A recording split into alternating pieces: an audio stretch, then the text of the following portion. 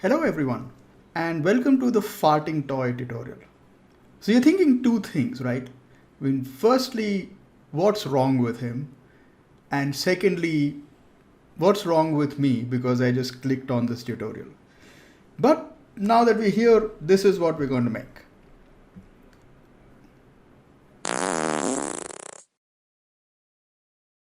Okay, so let's get started. Let's make the rubber toy fart. Okay, so I'm going to start off, I'm just going to copy paste this, like this top section. Okay, so I have a rubber toy and I just I took a labs axis align, to push it on top. Okay, so that's pretty much it. Now let's take a connectivity. So what I'm going to do is I want like his stomach to sort of, like rumble a little before he farts. So we're going to take a connect. So I want to give like a mountain stop, but only to the body, like not to the rest of the legs or whatever, right? So we're going to take a connectivity. I'm going to set it to primitive and set the attribute type to string. So what this will do is it will generate a name attribute for us. Okay, like it generates a class attribute, which is fine. And what you can do is if you take a blast, then you can delete based on that name that has been given. So if I come in here, so you'll find like piece 1, piece 2, and piece 4 is the body. Okay, so we'll do delete non-selected. And so we have the body. Okay, so I'm going to just duplicate this and do delete selected. So we have like the legs here and the body there. Okay, so the first thing we'll do is I'm going to give it a remesh. And I'll set it to 0.025. So that gives me like enough. And also give it some smoothing. So now I want to take a mountain. But what I want to do with the mountain sop is firstly, I want to keep it to positive. And secondly, it should only affect like a certain area. So I'm going to take a mask from geometry. And we'll take a sphere. And this sphere will control, where the stomach is going to sort of rumble. So I can come to the mountain and I'll switch on blend and generate and say use attribute. It by default uses the mask, so which is fine. And now I wanted to move. Okay, so I'm going to take, firstly I'll just come to fractal. I'll lower the roughness a little bit. And I also want to lower the amplitude a little bit here. Okay.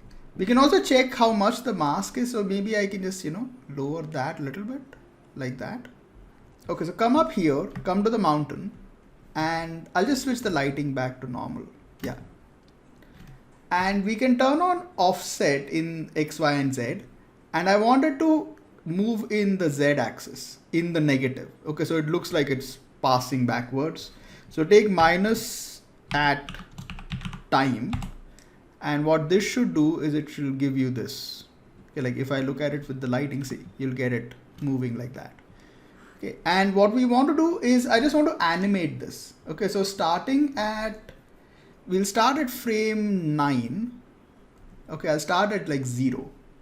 We'll do an alt click and then I'll come to about 24. I'll make it around 0.25, and then we'll come to around, I'll keep it for about 75 frames. So we'll come to around 73. We'll do alt click, and then I'll come to 100 and make it 0 again. So what you should get is this. Yeah, like if you look at it from the side, so you'll get that. Now you don't have to worry about it being too big because we are going to put it through a vellum. So that will sort of, even it out for us. Okay. Now what I also want to do is like when it comes to around frame 40, frame 60 or something, it will sort of lift up its tail. Okay, to fart. So we're going to like, merge the rest of the body with this. So I'll bring these two together. And let's do one thing. Let's just lower this temporarily to around 0.1. Yeah, we can adjust it later. Okay, so now take a bend, and what I want to do is this should be in the negative Z axis, the capture direction, and the capture length I'll reduce it a little bit. Okay, and then we just animate this. So come to around frame 45 and we'll do alt click, and then around 60 I'll get it up to about 17 or 18. Yeah, okay, so we get this, and then we'll keep that for around 80 till about 80 or 85, and by about 110 I'll bring it down. Yeah, so we should get that. Okay, so this is our rubber toy farting. Okay, now what I want to do is I want to push this through a vellum. Okay, so that I get some nice, like deformations on the body.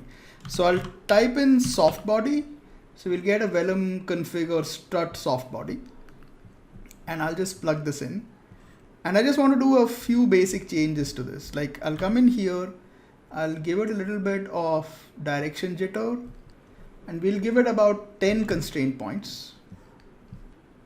And the stiffness I'll keep to 1000. And then I also want to take a vellum constraint, and we'll use a pin constraint so the animation can exist. Okay, so we'll take vellum constraints. I'll plug in all three here, and this will be, we'll set this to pin to target, and I'll keep it to soft, and this will also be around 1000. Okay, or no, let's keep this to 100.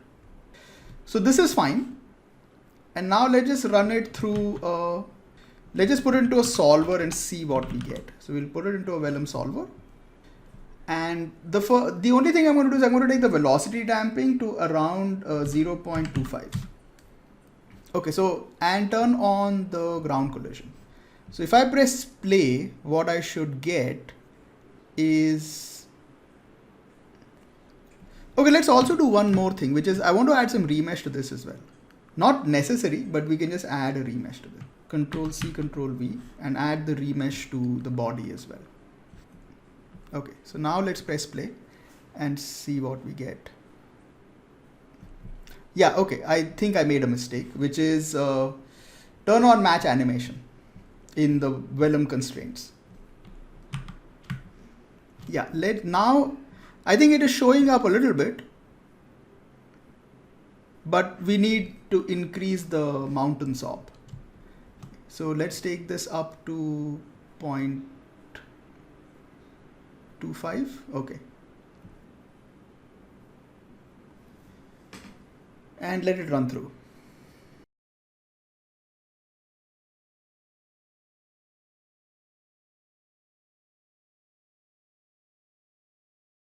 Okay, let's do a few modifications here. Okay, so firstly, what I want to do is let me take the mountain SOP and we're going to increase it a bit. So I'll take the end value and make it around 0.5. Now what I also want to do is I want to animate the stiffness of both the pins and the struts. But the problem is that you can't do that at SOP level. So we have to go inside. So what I'll do is I'm going to come to the struts and I'm going to rename this. So we'll turn on output group. I'll call it struts, and I'll come to the vellum constraints, turn on the output group for the stretch value and call it pins. So it's just easier to track it. Okay, now come in here and we're going to turn on the, we'll take vellum constraint properties, plug this in. And if you turn on group, we should get struts. Okay. And what we want to do is we want to animate the stiffness. Okay. So the stiffness is going to be at 1000. But what I want to do is in the beginning, I want the struts to be like really sort of soft. So temporarily, I'll just turn off the simulation and let's come to till about 96. I want them to be fairly soft. So I'll come in here to 96. I'll do alt click, I'll make it 0.01. Okay. And then it will increase, we'll go to about 115 and I'll take it back to 1. Okay, so now that we've animated the struts, let's also animate the pins. Okay, so we're going to take another vellum constraint and we'll pick up pins and turn on stiffness. This will be at 100. Okay, and what I want to do is we'll start off low, so the whole thing sort of collapses. You know, like if you start at like 0.2, you'll see like it sort of, you know, rests a bit. So we'll start off there, and by about frame 24, we'll bring it back up to 1. And then what I want to do is, after it's done its thing, it should sort of relax again. Okay, so we'll come to around frame 75, or let's come to 80, and we'll keep the stiffness at 1. And then by about 120, it'll go back to, let's say, 0.02. Okay, so what this should do is it'll give us the animation in the middle. And then it will sort of, as the stiffness increases, you'll see like the whole, you know, rumbling happening. And it bends, you know, does its thing.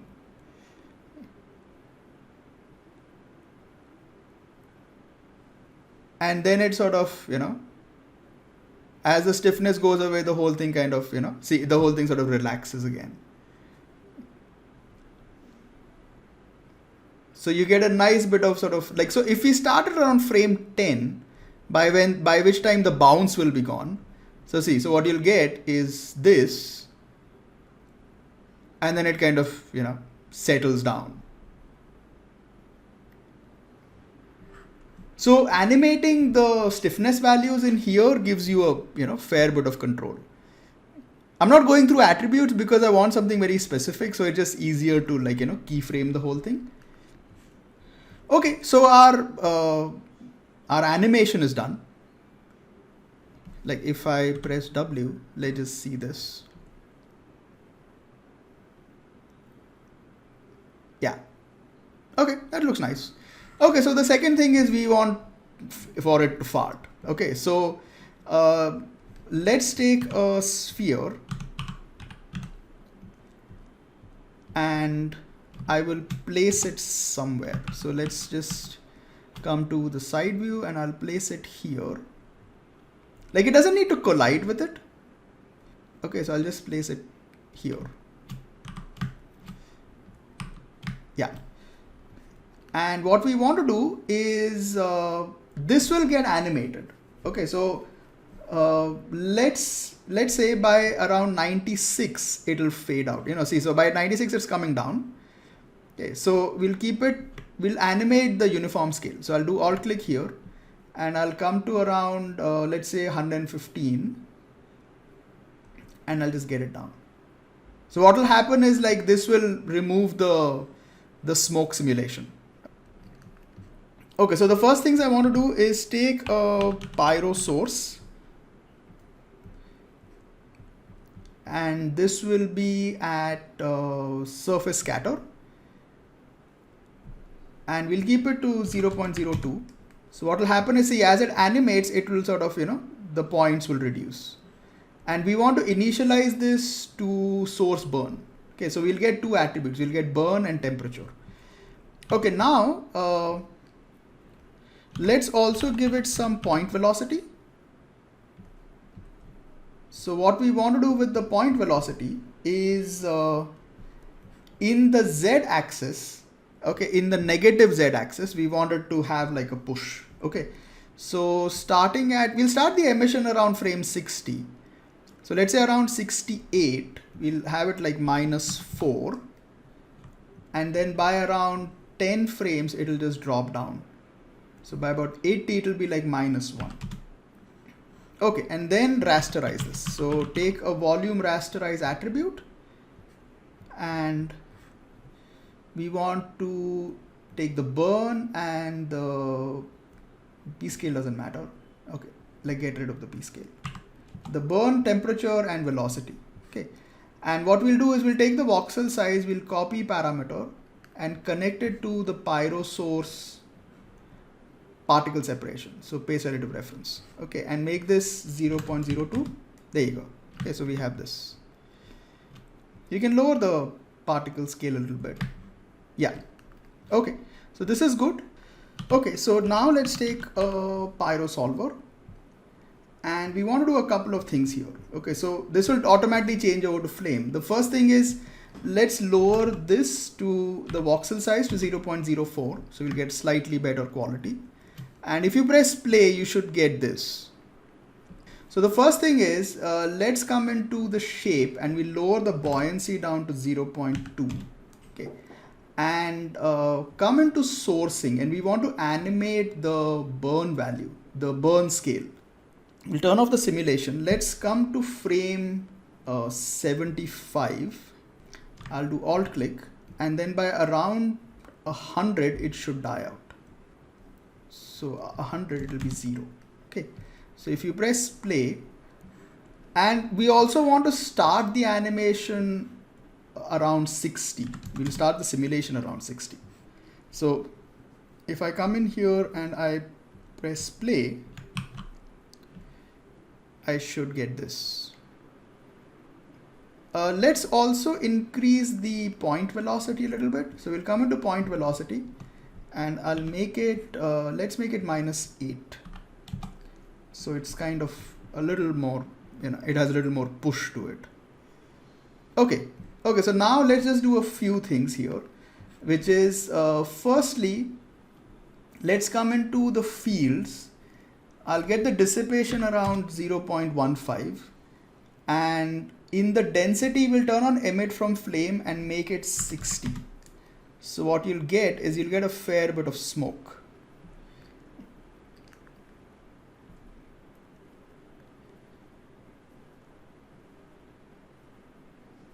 Yeah, okay. Now the final few things we want to do is come into shape and we'll turn on disturbance and turbulence and I'll just increase the disturbance a little bit. So if you press play, you'll get, and I also don't want the flames. Okay, like we can keep it, but I'll come into the looks, I'll increase the density scale, give it like a slightly maybe yellowish color. And I'll take the fire intensity and make it 0. So what you should get is this.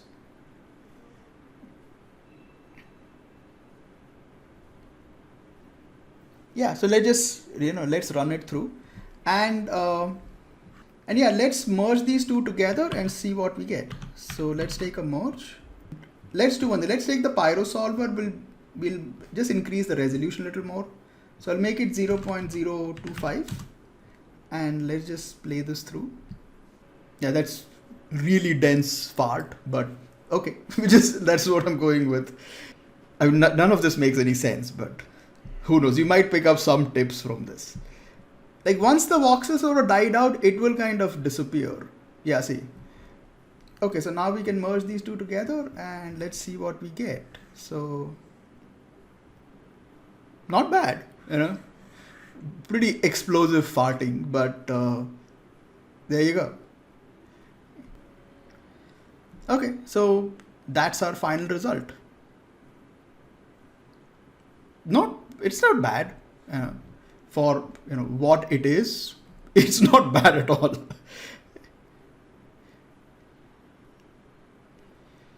Okay, so I don't know what else I'll come up with next, but yeah, I hope you find something useful in this.